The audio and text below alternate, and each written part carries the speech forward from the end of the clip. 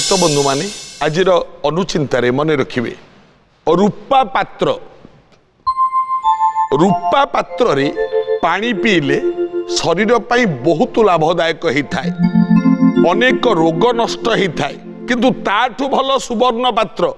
किंतु आजिकल तो आम आज्ञा सुनार जो दर सुवर्ण सुना टिके तो सुना ना धोला बेलू तो आम चेता बुड़ी जाऊँ आम सुनारे कौन करवा तेणु रूपाटा आम कर रूपा पात्र रे पानी पीले देह पाई बहुत भल होता है गुड़ाए रोग नष्ट होता है किंतु गोटे बड़ जिनिस मन रखिए रूपा पात्र रे केबे हेले दही खाइबेनी शरबत खाइबेनी खट्टा जिनिस खाइबे नहीं खाइले विषक्रिया सृष्टि होता है मन रखिले मंगल हब। प्रार्थना आम आनंदर उत्स।